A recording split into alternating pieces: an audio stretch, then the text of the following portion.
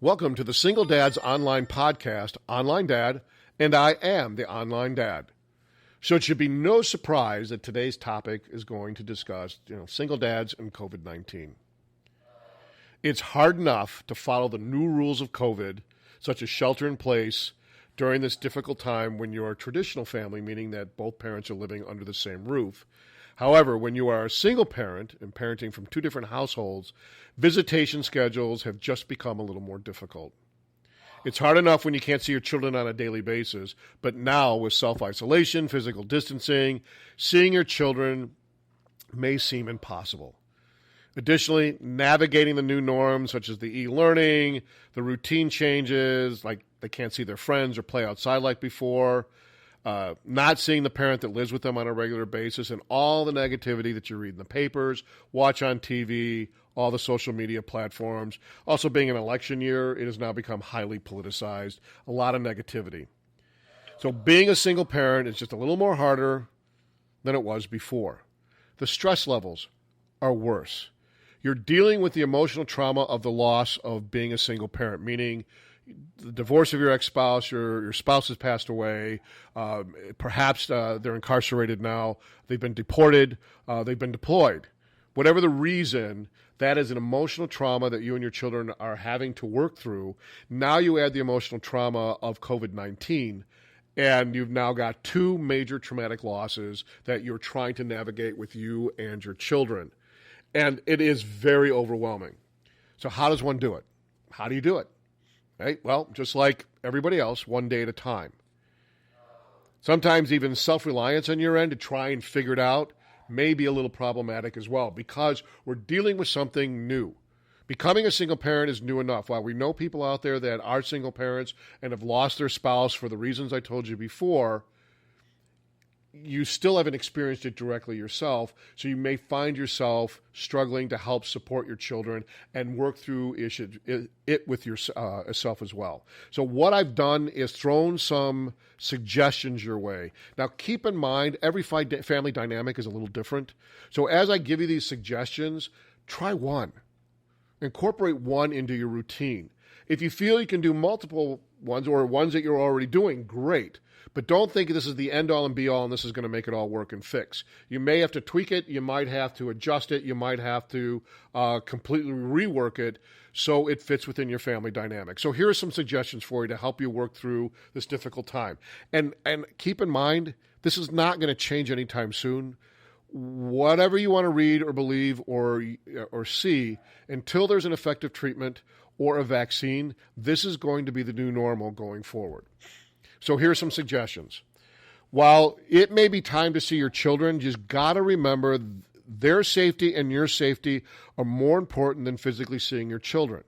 So while statistically right now they're saying, young people and children can pretty much be asymptomatic and never know they have it, okay, 99% or 98% or whatever the majority is, especially for your children, do you really want your child to be that 1%? Or that 2%, because there are children out there who are getting COVID-19 and they're passing away. And I believe there was even one that was just in the news. The child was 6 months old. So it's out there. So do you want to risk your children? Do you want to become that statistic of that 1 or 2%? And for yourself, again, depending on your age, you're going to do nothing for your children if you're in a hospital. You can't do anything with your children if you're dead. So don't force the visitation. Talk with your ex-spouse and determine if your self-isolation rules are the same. Because if they are, it might just be as simple as just transporting your children from point A to point B. Okay, but don't force it if it's not safe for you and your children. Especially for dads, if you're living out of state and you used to get your kids for the whole summer and they would fly out or you would drive in to get them, pick them up and drive them back, rethink all of that. So it's not that you're not entitled to see your children. This is about your health and your safety. So, and depending on the distance that you live, it might be an hour's drive, it might be a few hours drive, and it might be across state or across country. You've got to look at the big picture. Remember, this is not an attempt by your ex to withhold visitation. No one expected this to happen, and we're all learning the new norms going forward. If you find that your visitation continues as normal, then perhaps even offer to help your ex-spouse by having your children for an extended period of time. So remember, in a traditional home, if you needed that break or there are things you needed to do, you always could depend on your spouse to babysit the kids or stay at home while you ran to the store, while you went to the doctor, while you went fishing, took a break. You depended on each other to do all of that so you could move forward. Especially with e-learning. Parent stays home while the other one went to work. It's a give and take. So now, parenting from two separate households, those routines have to change. You can't depend on it. Maybe your ex-spouse or even yourself would ask maybe your mom or your dad or your grandma or your grandpa to watch the kids while you ran to the store or watch the kids while you went out. And that's not an option anymore. So now you and your ex need to work together so you each get a chance to recharge the batteries. Because I'll be real honest with you. If you think it's stressful for your kids and stressful for you, if you're not able to periodically get a quick break and can't recharge those batteries, parenting is going to become impossible because you're dealing with your own emotional stresses and your stresses of your children as well. Okay?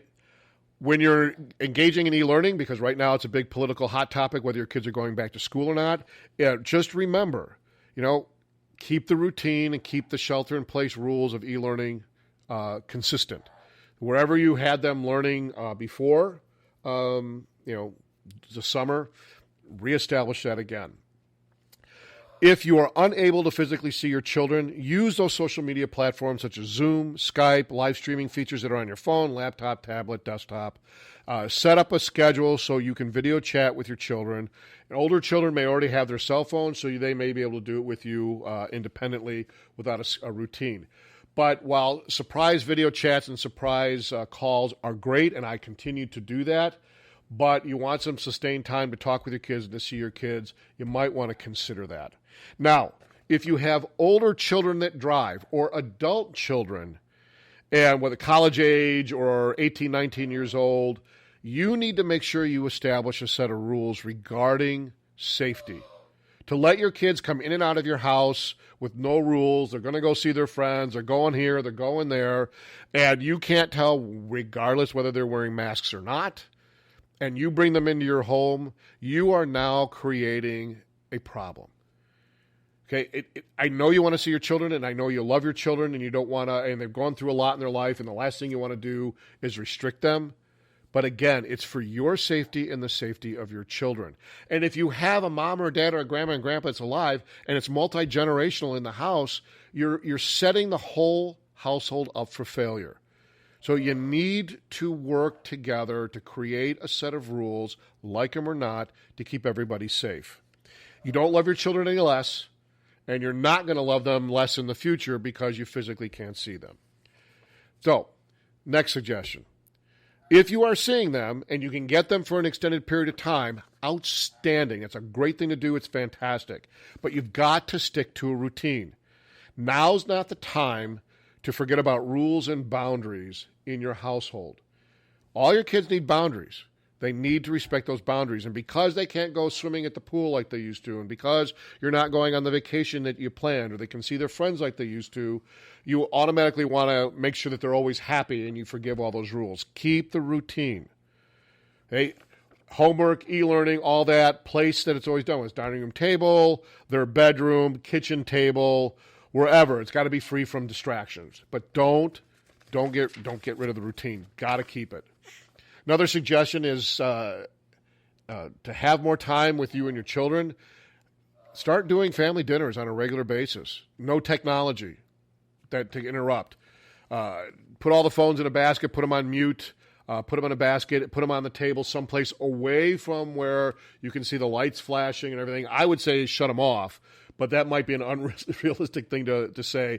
But put them in a mute or a quiet mode that nobody can see them for that time of your dinner, because the discussions that you have at the table then are distraction-free.